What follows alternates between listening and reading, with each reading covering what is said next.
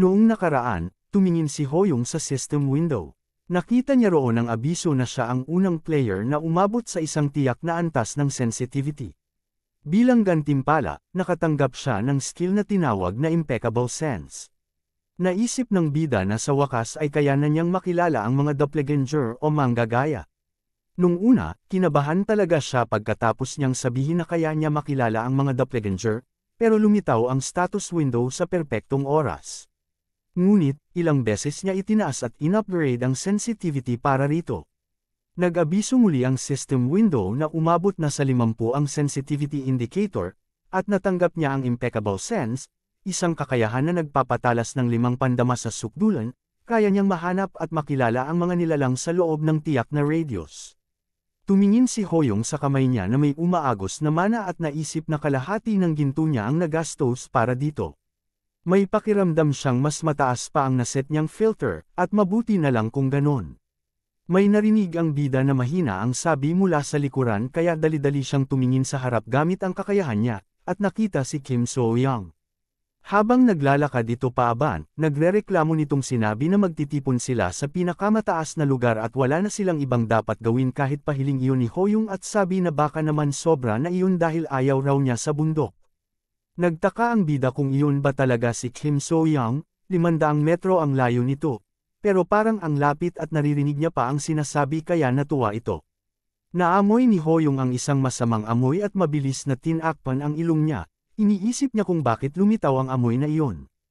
Tiningnan niya ang nagbago sa katawan ni Kim So-young at naisip kung doble ba iyon. Napagtanto niya na kaya pala may masamang amoy ay dahil manggagaya o doppelganger iyon ni Kim So-young. Biglang nag-abiso ang system window na napatay na ang double. Sa kasalukuyan, mayroong 16 na players at 15 na double. Kailangan nilang gumawa ng bagong pagpatay sa loob ng 30 minuto. May seryosong tingin si Hoyong habang hawak ang espada. Naisip niyang buti na lang at nakilala niya na double pala iyon kahit nagkunwaring tunay hanggang dulo. Ngayon, kaya na niyang kilalanin at mahanap ang manggagaya, iniisip niya na sana ay sumusunod na ang iba sa utos niya. Dahil sa suporta at pagpayag ni Jun Sung, pumayag na rin at nagtiwala ang ibang mga player. Pero alam niyang mahirap pa ring hulaan ang mangyayari hanggang sa magtipon silang lahat sa itaas. Sa ngayon, dapat walang mangyaring kakaiba. Nag-abiso ang system window na may napatay na player o totoong tao. Biglang kinabahan si Hoyong at mabilis na tumingin sa unahan. Natakot ang bida at inisip, totoong may namatay bang player? Iniisip niya kung doppelganger ba ang pumatay, o isa sa mga player din. Naguluhan siya sa pag-iisip kung sino ang pwedeng gumawa noon. Galit ang tingin ni Hoyong at naisip na hindi na niya naiintindihan ang nangyayari. Kinagat niya ang ngipin niya at mabilis na tumakbo paaban, iniisip na dapat niyang hanapin ang pumatay agad. Maya-maya, tumalon ang bida mula sa lupa at kumapit sa sanga ng puno. Seryoso ang tingin niya at inisip na habang abala siya sa isa pang double, may napatay na namang player. Tumingin si Hoyong sa tabi at inisip na dapat lumantad ang pumatay. Mabilis siyang tumingin sa isang player na may hawak na sandata at may kakaibang liwanag sa mga mata. Ramdam ng bida ang aura ng doppelganger. May mabigat na tingin si Hoyong at naisip na natagpuan na niya ang hinahanap.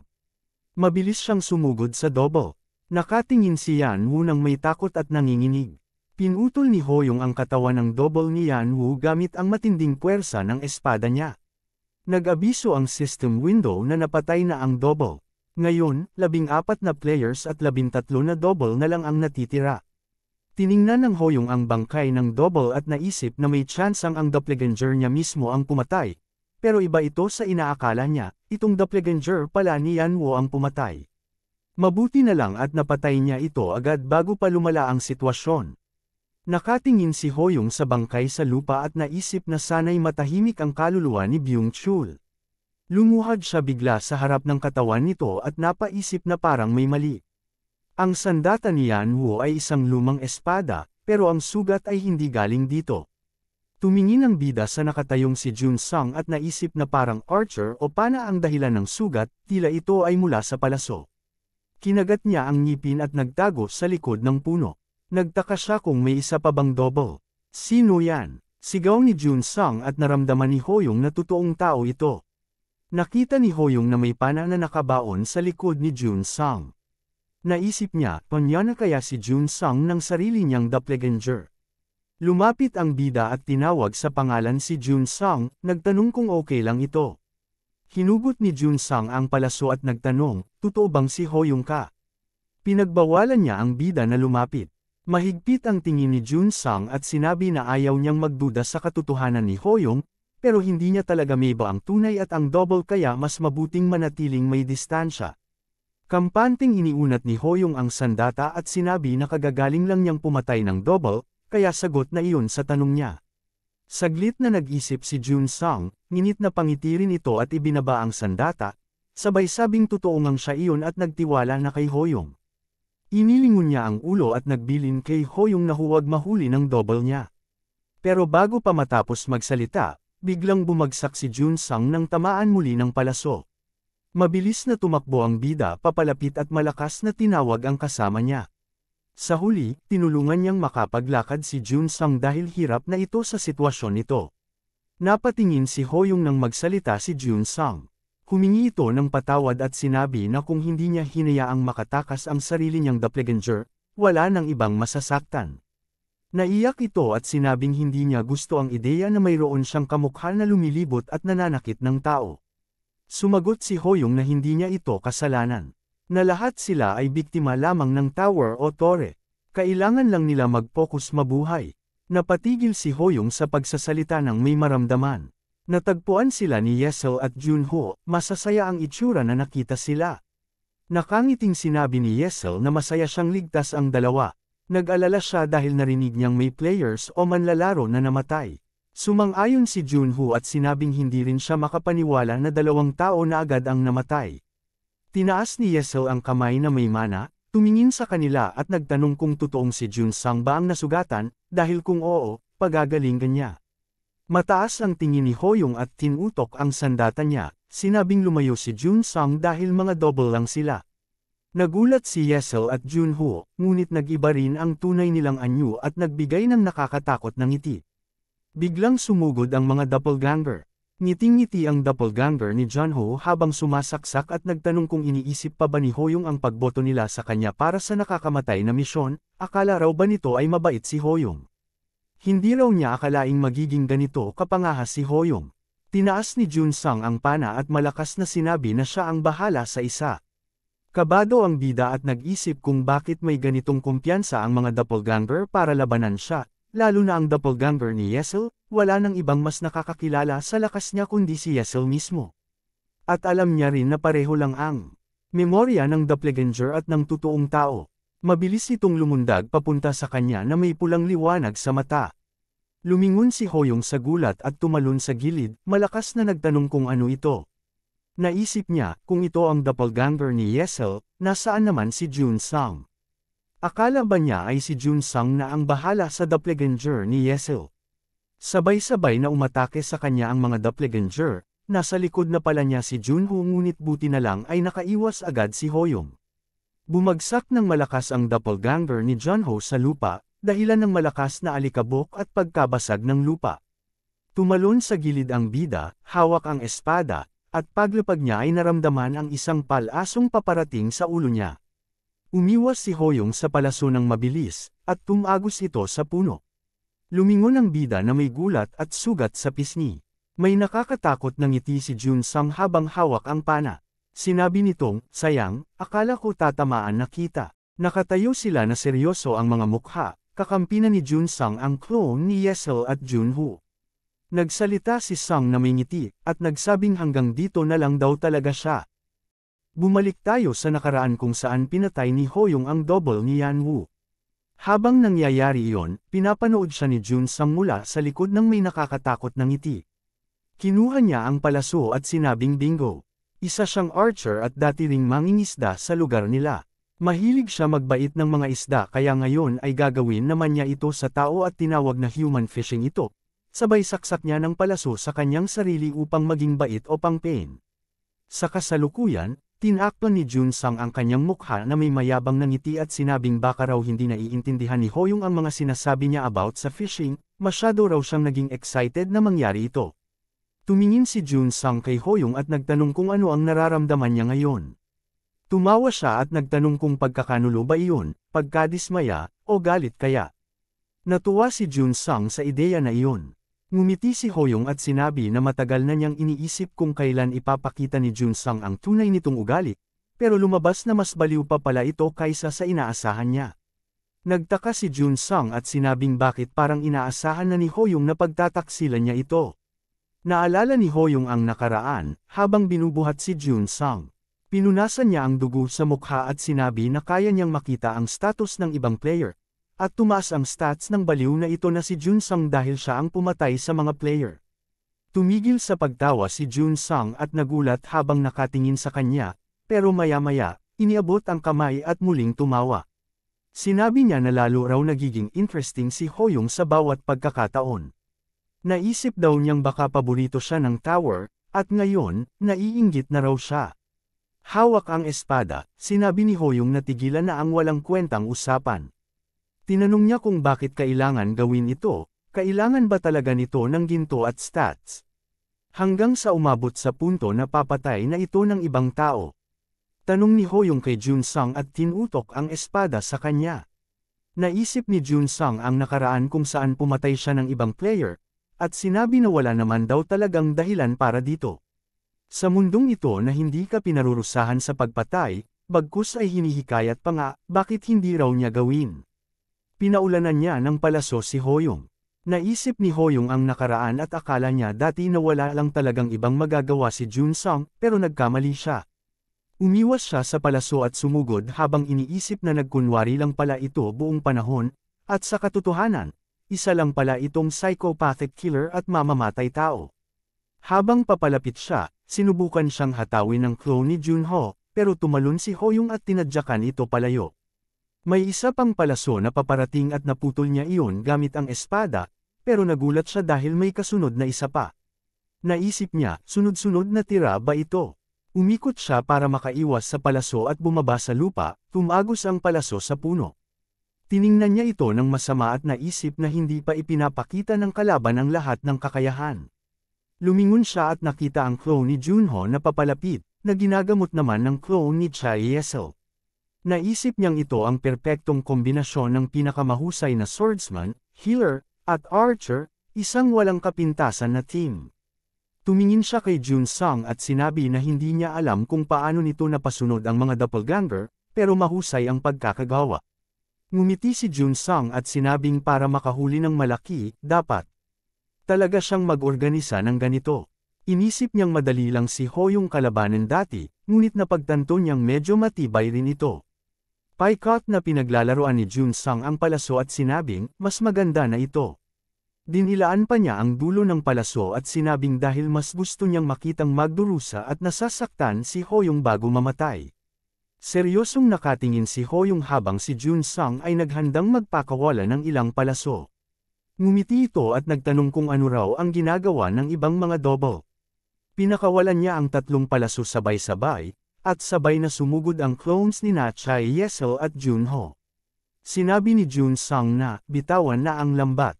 Mabilis na nag-abiso ang system na ina-activate ni Hoyong ang impeccable sense.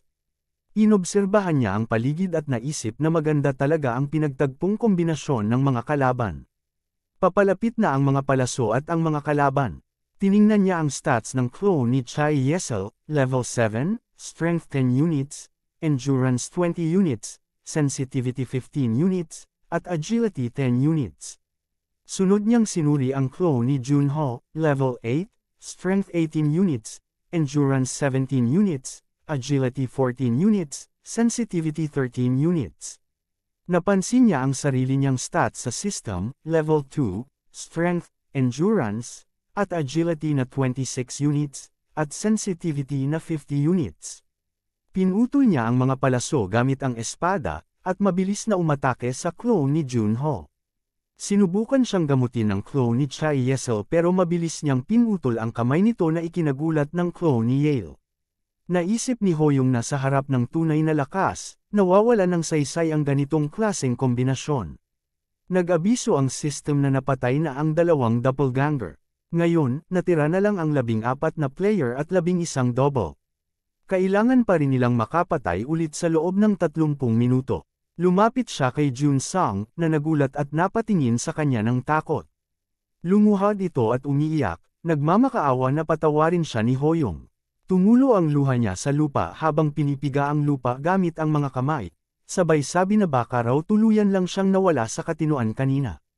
Sandali siyang yumuko at tinakpan ang ulo, nagsabing nawalan siya ng pasensya nang makita ang kagalingan ni Hoyong, at gumawa pa siya ng bagay na dapat hindi niya ginawa. Nanginginig siyang nagmakaawa na bigyan siya kahit isang pagkakataon para bumawi, pero biglang lumuhad si Jun-sang at sinubukang saksakin si Hoyong habang nakangiti. Ngunit mabilis na pinutol ni Hoyong nang walang kahirap-hirap. Walang emosyon na pinatay niya si Jun-sang. Nagulat si Jun-sang at naisip na nagkamali pala siya. Hindi lang basta mas malaking isda si Hoyong. Mas malaki pa pala to sa kanyang inaasahan at hindi niya kilala kung sino ang kanyang binangga. Nag-abiso ang system na may napatay na player at bumaba na lang sa 13 players at 11 doubles ang natitira. Kailangan pa rin niyang makapatay ulit sa loob ng 30 minuto. Sandaling natahimik si Hoyong, at tumulo ang dugo mula sa espada niya. Seryoso ang tingin niya habang iniisip na kailangan pa rin niyang pumatay ng totoong tao. Nagulat siya nang biglang nag-abiso ang system na nabuksan niya ang Star Killer Challenge. Dahil sa pagpatay, nakalakad daw siya sa landas na iyon. Lumitaw ang isang madugong guhit sa paligid niya at natakot siyang nagtanong kung ano iyon. Ipinaliwanag ng system na kung tatanggapin niya ang hamon, makakakuha siya ng stat buffs, suporta mula sa mga doppelganger, at malaking kalamangan bilang isang assassin. Mula sa dugong usok, unti-unting lumitaw ang anyo ng isang elf na iniabot ang kamay dito. Tinanong siya ng system kung handa na ba siyang tanggapin ang hamon. Nagulat siyang napatingin sa elf, tapos sa system window. Naisip niya na ngayon, naiintindihan na niya kung paano na-control ni Jun-sang ang mga doppelganger. Sinabi pa ng system na kapag naging assassin siya, magkakaroon siya ng legendary armor, access sa legendary skills, malaking pagtaas ng stats at eksklusibong talento. Tiningnan niya ang bagong system window at naisip na napakalaki ng mga benepisyo nito.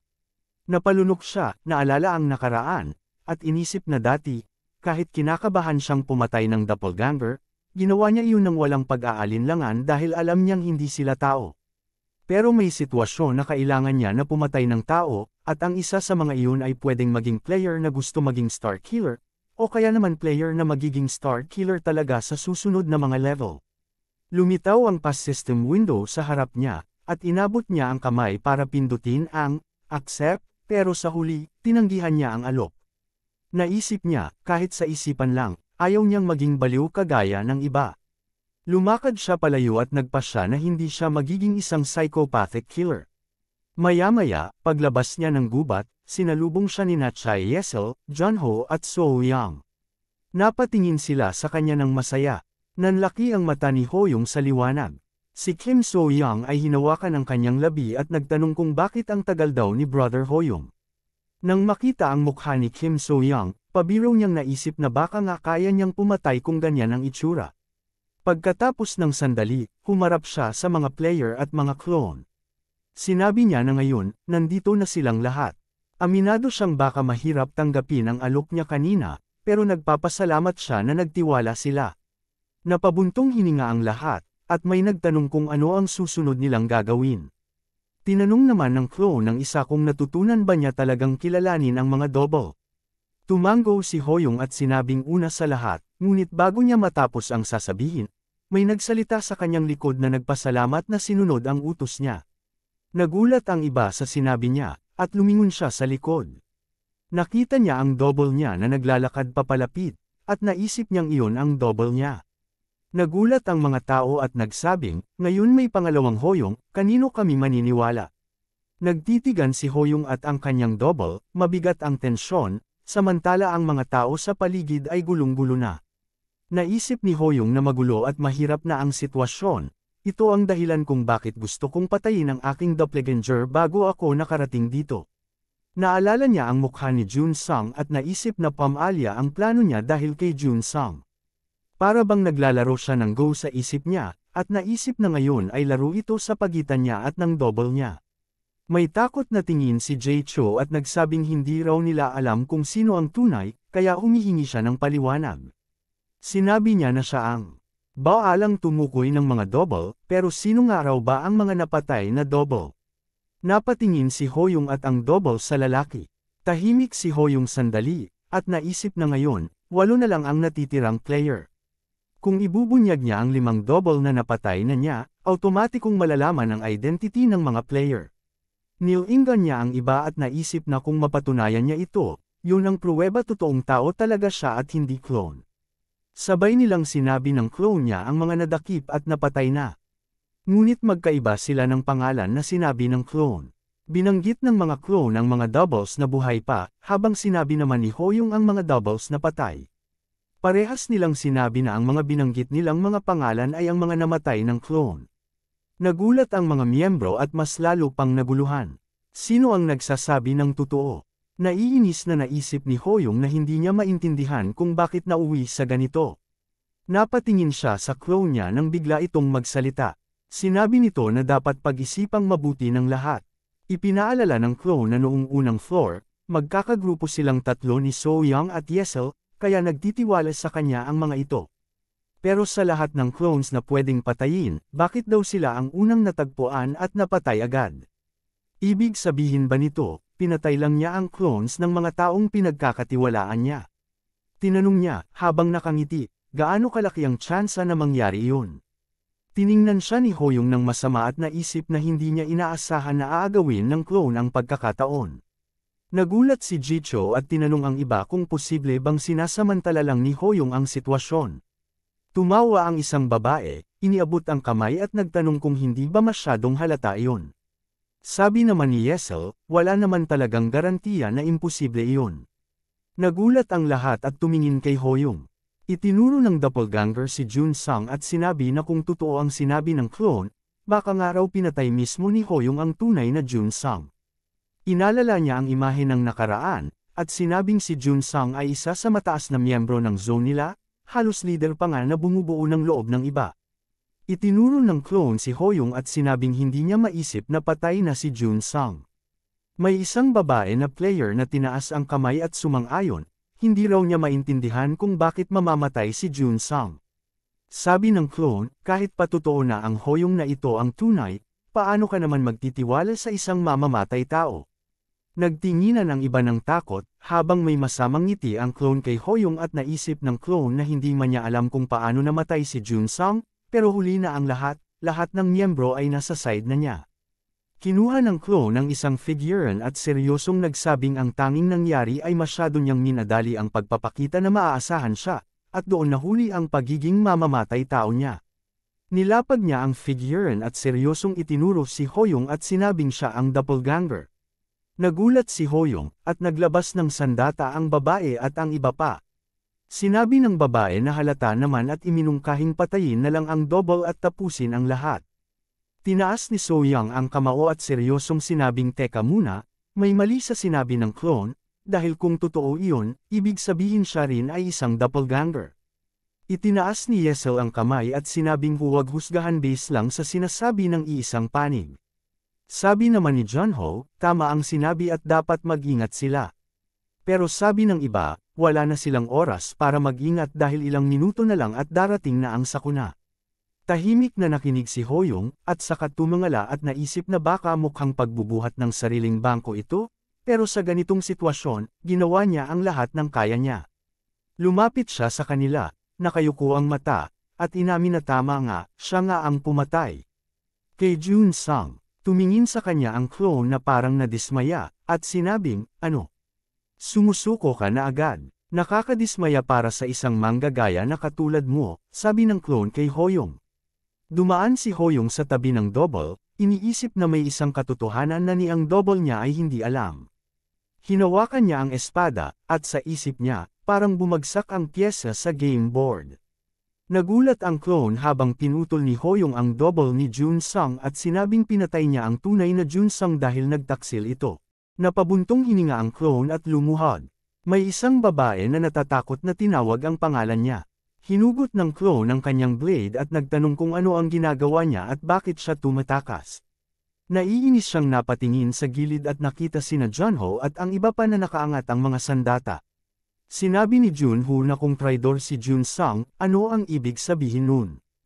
Naisip niya na kung tama ang hinala niya, ang pumatay kay Junsang ay ang tunay na Hoyong. Si Hoyong din ang nagtipon sa kanilang lahat at ibig sabihin nito ay lahat ng sitwasyon ay pabor sa kanila. Dahil kung ang doppelganger ang pumatay sa player, hindi sila pwedeng umatake ng basta-basta dahil baka mabisto sila. Pero kung totoo na kaya ni Hoyong makita ang mga double, mapapatunayan niyang siya ang tunay. Ngunit sinasabi niyang traidor si Junsang, bakit niya sinasabi iyon?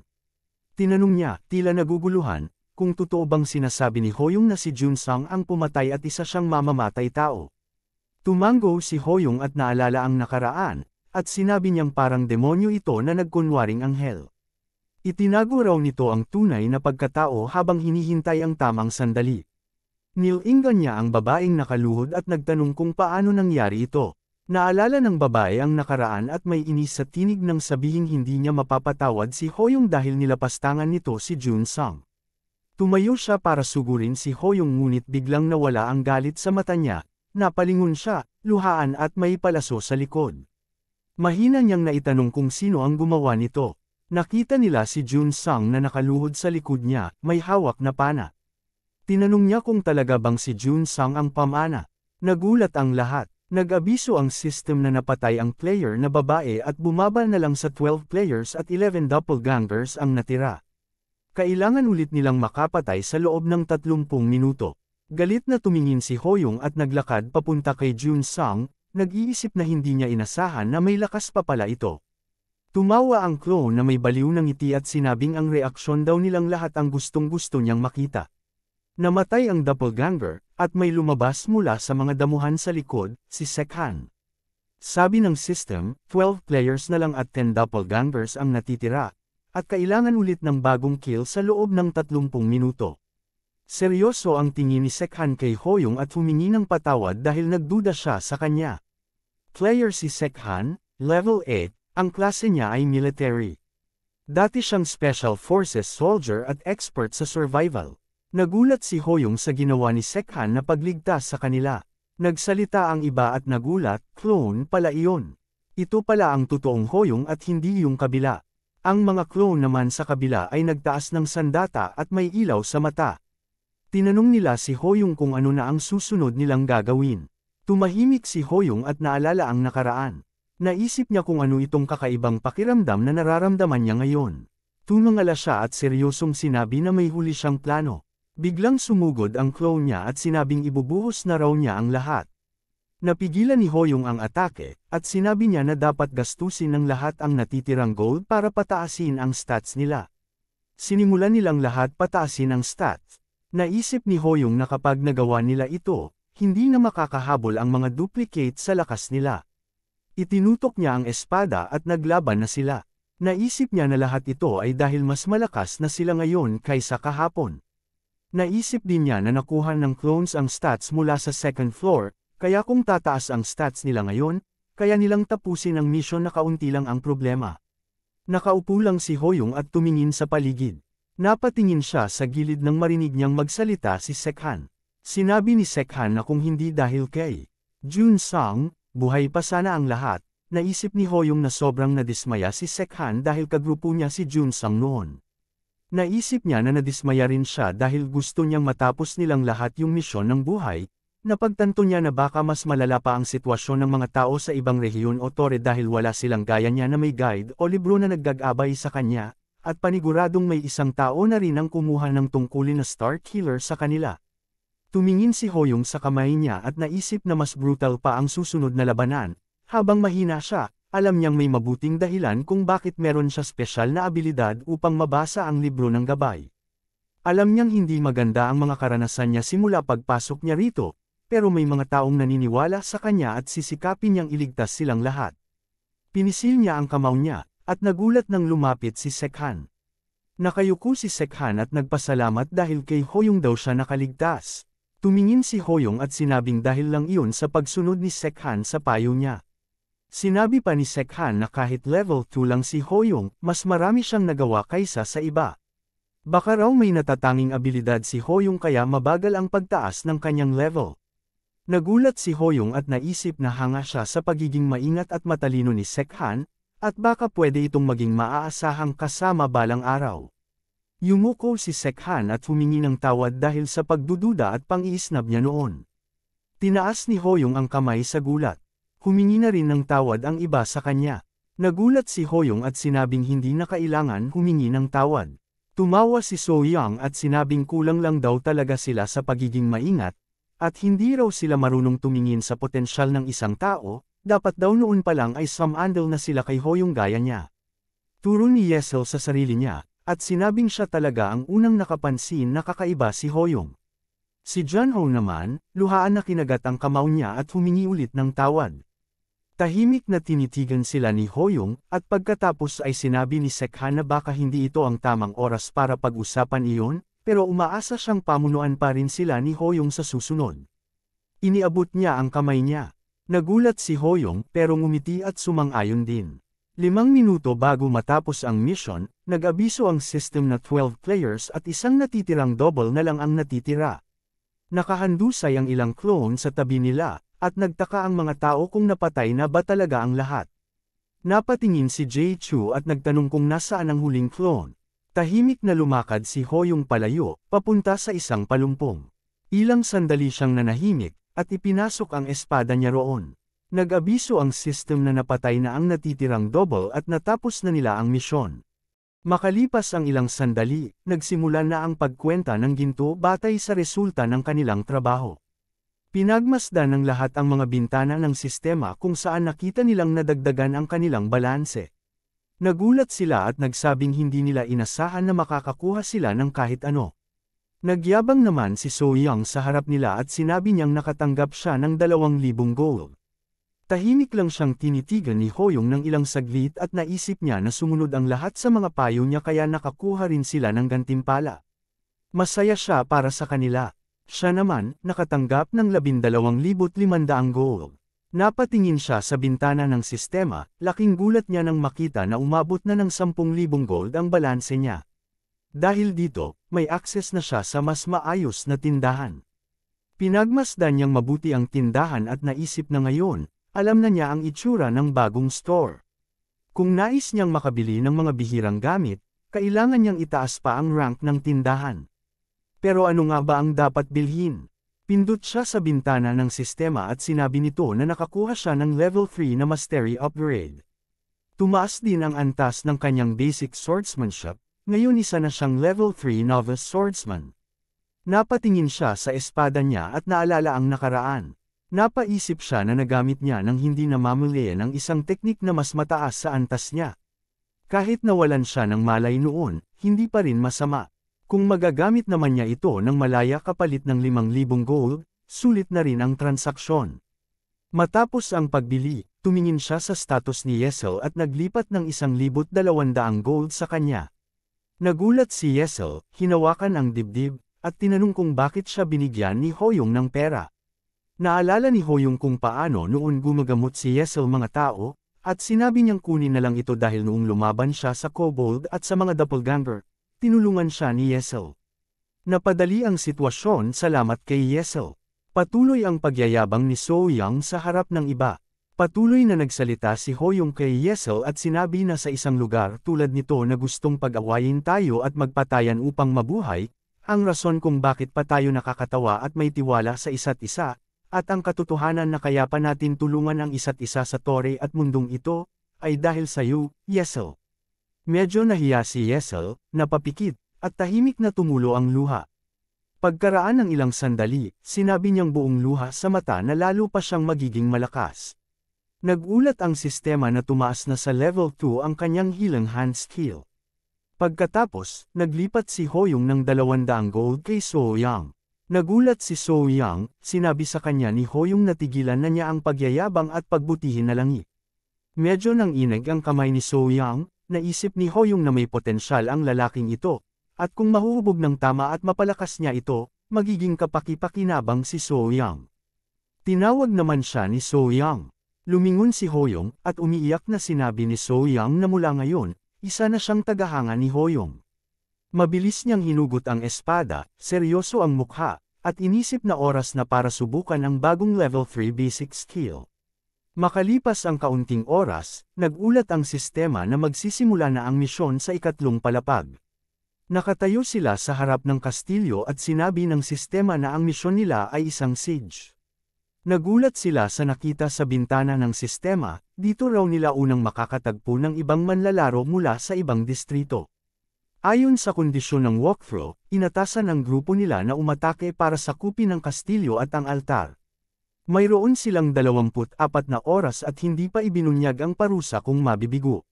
Nakatanggap naman si Hoyong ng isang pansamantalang item para sa ikatlong palapag na tinawag na Return Crystal. Tumingin si Jay-Cho sa kastilyo at nagtanong kung bakit ganoon kabigat ang pinapagawa sa kanila, kailangan ba ulit nilang pumatay ng tao. Hawak nila ang Return Crystal at nagtanong si Kang Kyung kung para saan ang batong iyon. Nagulat si Hoyong sa bintana ng sistema, tinawag niya si So-young at seryosong kumilos na parang susugurin siya at patanong na sinabi, gagawin mo ang lahat ng sasabihin ko, di ba? Natakot si So-young at tiningnan ang papalapit na atake ni Hoyong. Naglalakad na siya ngayon sa isang bundok, hingal na hingal. Hinawakan niya ang leeg at sinabing grabe at nakakatakot talaga si Hoyong. Tinanong niya sa sarili kung bakit hindi na lang nagsalita si Hoyong at kailangan pa siya saksakin. Dagdag pa niya, sana sinabi na lang ni Hoyong na hindi talaga siya mamamatay kahit may pumatay o sumaksak pa sa kanya sa lugar na yon. Ayon sa strategy guide, ibabalik sila ng return stone sa pinanggalingan kapag namatay. Lumapit si So Yuvi sa kastilyo at sinabi na anuman ang mangyari. Ayon kay Hoyong, makakakuha siya ng 100 gold pagkatapos ng pagsisiyasat. Tumungo siya sa pintuan, nagbabaga ang kamao, at buong kumpiyansang nagpasya na wawasakin ang lahat. Sinimulan niyang suntukin ang tarangkahan at iniulat ng sistema ang pagbaba ng tibay ng pinto mula 81%, naging 62%, 40%, hanggang 19%, at tuluyang bumagsak ito. Pumasok siya ng may ngiti at iniulat ng sistema na bumukas ang tarangkahan ngunit may 2 segundo lang bago ito maibalik. Nang nakapasok siya, natawa siya at sinabing walang pintong kayang labanan ang lakas niya. Nang lingunin niya, nagulat siya na bumalik ang butas na ginawa niya. Naisip niya ngayon alam na niya kung paano gumagana iyon. Tumangala siya at may nakitang 2 gwardya sa taas. Tumingin siya sa kabila at may nakita siyang nakatayo sa altar kasama ang ilan pang tao, mga 10 siguro. Inalala niya ang sabi ni Hoyong na huwag papatayin ang kahit sino para hindi malaman ang gamit ng Return Crystal. Buong kumpiyansa siyang tumakbo palapit, ngunit may lumipad na bala at tumama sa mukha niya. Napaupo siya at nagtataka kung ano ang nangyari. Nang tingali niya, nakita niyang may isang babae sa altar na may hawak na baril. Hindi siya makapaniwala, binaril ulit siya at bumalik siya gamit ang bato. Nagulat si Hoyong at nagtanong kung saan nakuha ng babae ang baril. Pasigaw na nagkwento si So-young at sinabing, oo, parang may mahika pa na bala ang nilabas ng baril na napakasakit. Napakamot si Hoyong sa baba at naisip na imposibleng magkaroon ng baril sa ngayon, dahil kahit si Se-chan na isang sundalo, walang dalang baril. Naisip niyang isa lang ang posibleng ibig sabihin nito, pinili ng babae ang daan ng isang assassin o pagiging star killer. Pinapawisan siya at naisip niyang hindi magiging madali ang laban na ito. Nilapitan siya ni Chai Yesel, hinawakan siya sa balikat, at sinabing huwag siyang mag-alala dahil susuportahan siya nito. Sumigaw din ang iba na handa silang sumuporta. Ngumiti siya sa kanila, hawak ang espada sa harap niya, at sinabing mabuti at ngayon, ipapaliwanag niya ang plano nila. Maya-maya, umiiyak na nakadapa ang isang lalaki habang nakaupo sa kanya ang babae na may baril. Nangangatog naman ang iba sa takot sa kanya. Naisip ni Hoyong na isa sa pinakakapakipakinabang na kakayahan mula sa ikalawang palapag ay ang tinatawag na impeccable sense. Tumingin siya sa pader at nakita niyang may 2 level 8 na mamamana na nakapwesto roon. Ang pangalan ng isa ay Damon at ang isa naman ay Hang Daek. Gaya ng sinabi ni So-young, 2 lang talaga ang bantay sa pader. Lumakad si So-young patungo sa tarangkahan, taas noo at mayabang ang itsura. Tinanong niya kung nagulat ba sila sa pagdating niya. Nagtanong naman si Chai Yesel na kung magyayabang si So-young at ipapakita na nabuhay ulit siya, hindi ba malalaman na ng kalaban ang kapangyarihan ng Return Crystal? Sabi ni Hoyong, baka mahulaan nila, pero hinding-hindi sila sigurado at baka isipin pa nilang ito ay kakayahan lang ni So-young. Naghanda ang mga mamamana para magpaputok ng pana at biglang tumakbo si Hoyong papunta sa kanila. Nang pakawalan nila ang mga pana, nagulat si So-young at nasabi niyang iba na ito kumpara dati. Hiniyong ni Hoyong ang mga lumilipad na pana, saka tumapak sa balikat ni So-young at tumalon papunta sa pader. Mataas na tumalon si Hoyong na ikinagulat ng mga bantay. Hiniwa niya ang mga ito gamit ang espada niya at seryosong sinabi na isa lang ang pagkakataon nila. Hinayla ni Junho ang kanyang benda at sabi niya na hindi sila pwedeng magkamali, dahil kapag nagkamali sila, malalaman ng kalaban ang gamit ng Return Stone. Kaya kailangan nilang sumugod ng buong lakas. Tumakbo naman si So-young at sinabi na ang galing ng ginawa ni Hoyong at ngayon kailangan na nilang pumasok sa loob.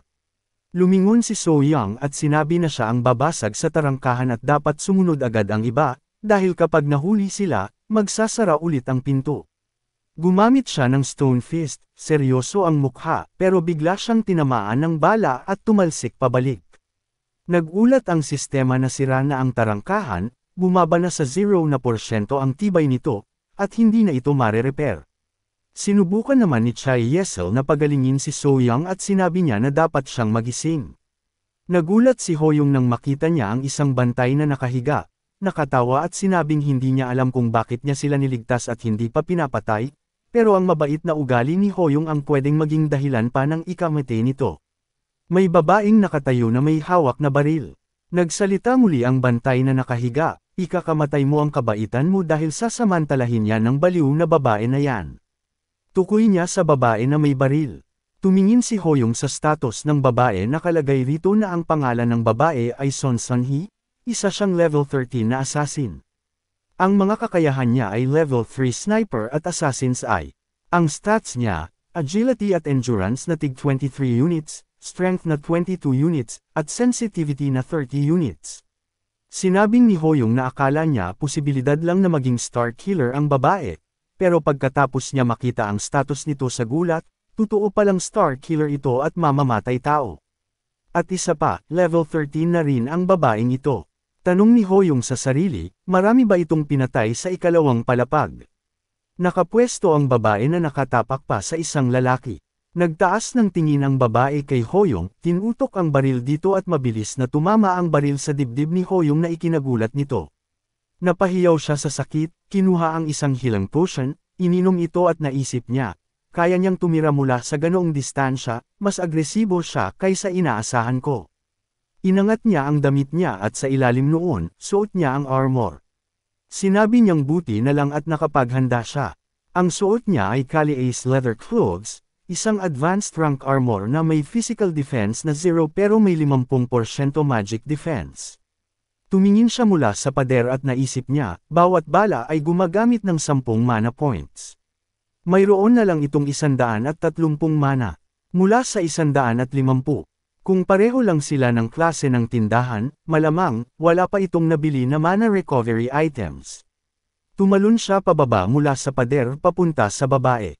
Habang bumabagsak, naisip niya na ibig sabihin, may 13th bala na lang ang babae. Sina So-young at ang iba pa ay patakbo rin papunta, at inisip niya na wala na silang magagawa kundi sumugod. Sumugod na silang lahat, matatapang at lahat ay handa na. Ngunit bigla na lang may isa sa mga kasama nila ang tinamaan ng bala. Naalala niya ang nakaraan kung saan tinanong niya paano sila makakalapit sa altar kung babarilan sila. Napabuntong hininga si Sechan at sinabi na kailangan nilang gumalaw ng paikot ikot at magtago sa cover. Sabi naman ni Hoyong, hindi magkakaroon ng sapat na bala si Son Sun-hee para mapatay si So-young, dahil ang bala ay gawa sa mana, kaya limitado ito. Napaisip si Junho, hinawakan ang baba, at ngumiti, iniisip na ang totoong tanong ay ilan talaga ang mana points niya. Tinaas ni Hoyong ang daliri at sinabing tama na kahit isang bala lang, kaya rin siyang protektahan ng armor. Tumahimik siya saglit, tumingin paitaas at gumamit ng paghilom sa sarili. Patuloy na nagpapaputok si Song Sun-hee habang papalapit sila. Sa dulo ng linya, patakbo si Chai Yesel para pagalingin ang mga sugatan. Naisip ni Hoyong na kaya lang sila nakakasulong ay dahil kay Cha Yesel. Tahimik na nakatingin si Son Sun-hee, pagkatapos, sinipa niya ang lalaking tinatapakan niya at sinabing dapat na itong sumugod. Kinabahan si Hoyong at inisip niyang delikado ito ngayon, dahil kapag malapitan na, baka may mamatay sa mana na baril, dapat at kailangan na nilang makarating agad sa altar. May isa sa mga kasama ni Son Sun-hee na nakasuot ng suit na sumugod at umatake kay Hoyong. Naiwasan iyon ni Hoyong at sinipa siya sa tiyan. Habang umiwas siya, may isa pang kalaban na sumugod din, pero naiwasan niya rin at tinamaan sa leeg gamit ang hawakan ng espada niya. Napansin bigla ni Hoyong na may lumilipad na bala malapit na sobrang lapit na pala sa kanya, pero nasalag ito ni Junho gamit ang espada. Sa lakas ng bala, lumipad ang espada niya. Nagtaka si Sun-hee ng bahagya at tinanong sa sarili na nakapag-react agad ang kalaban niya sa kanyang bala. Binaril siya ulit ni Son Sun-hee at nagalit si Hoyong, habang si Cha Yesel naman ay pilit na nagpapagaling sa lahat. Lumingon si Hoyong kay Son Sun-hee at naisip niyang pad-ami na ng pad-ami ang namamatay. Nanggigigil siyang inisip na alam na ng babae na mabubuhay ulit ang mga ito. Pero may tanong si Hoyong, paano nagagawa ni Son Sun-hee na pumatay na parang wala lang? Ngumiti si Son Sun-hee nang bahagya na namataan ni Hoyong. Nagsalita si Sun-hee at sinabing nakakatawa ang kalaban niya. Hinugot ni Hoyong ang kanyang espada, ginamit ang beginner swordsman level 3, at tinaga ang ilan sa mga kasama nito. Tumalon siya papunta kay Song Sun-hee at tinangkang tamaan siya, pero binaril naman siya nito ng sabay. Sa sandaling iyon, nagbanggaan ang mga enerhiya nila at lumikha ng napakalakas na aura sa pagitan nila. Si So Young, na nakatayo sa harap ng ilang tao, sinabi ng malamig na malapit na silang matapos. Pinuno niya ng malakas na enerhiya ang kamao niya at sinabi na ngayong nasa altar na si Hoyong, wala na siyang dahilan para magpigil. Pagkasabi noon, sumugod siya, ginamit ang Stone Fist level 2 at sa isang suntok lang, pinatalsik niya ang mga kalaban sa iba't ibang direksyon. Habang abala ang lahat sa pakikipaglaban, itinutok ni Hoyong ang kanyang espada kay Sun-hee, na itinutok naman ang baril sa kanya. Kalma siyang nagtanong kung paano nagkaroon si Hoyong ng ganitong kakayahan sa level 2 lang, sino ba talaga siya? Ngumiti si Hoyong at tinanong siya pabalik na hindi ba kakaiba na level 13 na agad si Sun-hee ng ganito kag. Tahimik lang siyang tiningnan ni Sun-hee ng ilang segundo. Sa puntong iyon, dahil nakatayo si Hoyong sa altar, naglabas ito ng enerhiya. Nag-abiso ang sistema na naukupo na ang altar ng isa sa tatlo. Kailangan nilang paalisan ang kalabang manlalaro sa altar. Kalma namang tumingin si Hoyong mula sa altar at naisip na tatlo ang kailangan para tuluyang masakop ang altar. Bigla siyang binaril ni Sun-hee, pero mabilis siyang yumuko kaya dumaan lang ang bala sa tabi ng mukha niya. Gumanti agad siya ng atake at naisip na kailangan muna niyang tapusin si Sun-hee. Matapang na hinarang ni Sun-hee ang espada niya gamit ang baril.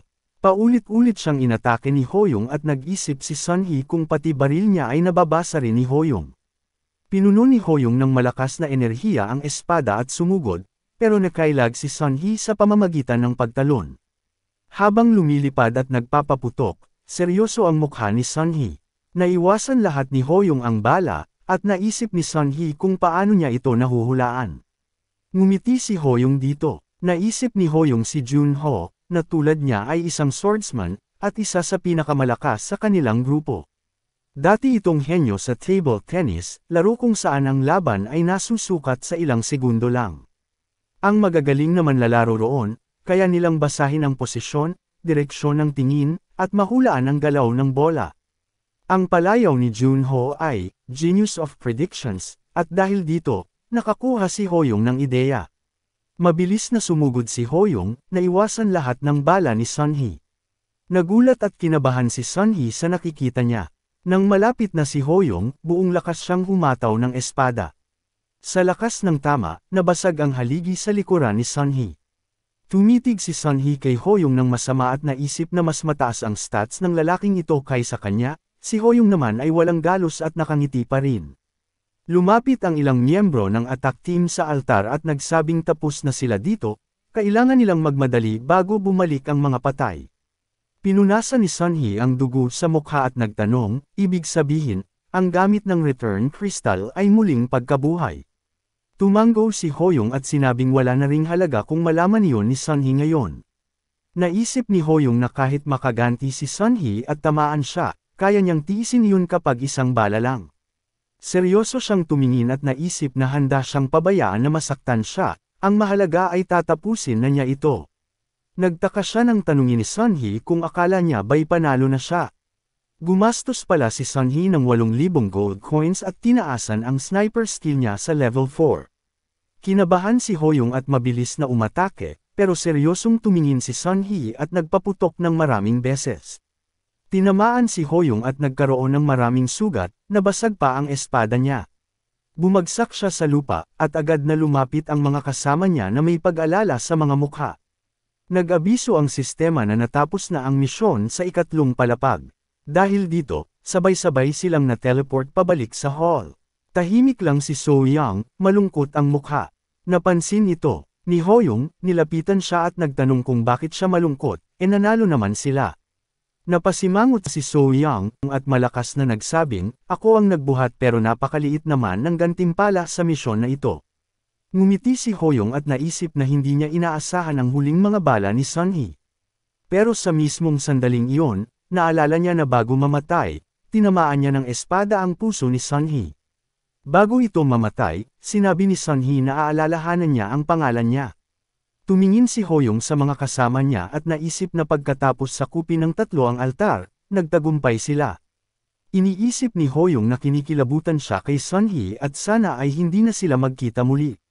Bigla niyang narinig ang malakas na sigawan para kunin ang atensyon ng iba, kaya napalingon siya. Napansin niya ang isang puwang sa espasyo at naisip kung iyon ba ang grupo na kalaban nila kanina. At sinabi na haharapin na ng talong grupo ang penalty. Lumabas mula roon ang isang dambuhalang halimaw sa Losers Hall. Sabi ni Kumkum na magkakaroon ng malaking kapahamakan sa mga talunan, at ang target ay ang mga manlalarong walang napatay sa ikatlong palapag. Nag-umpisa ang mga tao na pilit na makaalis sa puwang at sumisigaw ng tulong. Lumapit si Yesel, nag-aalala ang mukha, at sinabing dapat nilang tulungan ang mga ito. Pero pagdampi niya sa puwang, tinamaan siya ng malakas na kidlat. Gumawa ng malalakas na ingay ang halimaw at hinampas ng malakas gamit ang mga kamay nito. Nagulat ang mga taong nanunood sa kabilang panig sa nangyayari. Pinatay ng halimaw ang huling miyembro ng Not Along Koponan. Kinabahan si Hoyong nang makita iyon. Sinabi ni Kumkum sa malakas na speaker na isa na lang ang natitirang buhay sa Area C-142, kaya ay reorganisa ang grupo. Nagulat si Hoyong at naisip, oorganisahin ang grupo. Teka, ang nag-iisang tao na nakapatay lamang sa grupo nila ay natigil ang kanyang pag-iisip nang biglang lumabas si Sunhee sa portal. Nagulat ang lahat at napatingin sa kanya na may halong pagkainis. Tahimik lang siyang lumakad at hindi nagsalita. At nag-abiso ang sistema na nabuo na ang bagong grupo. Pinunasan ni Sunhee ang dugo sa mukha at malamig na sinabi na nakakadiri ito. Tumingin sa kanya si Hoyong na nakasimangot at naisip na kaya pala hindi maganda ang pakiramdam niya ay dahil makikita niya muli ang babaeng ito. Maraming salamat mga kazen. Abangan ang susunod na kabanata. Please like at i-share sa mga friends mo at ayain silang mag-subscribe kung nagustuhan mo ang ating kwento ngayon. Maraming salamat po.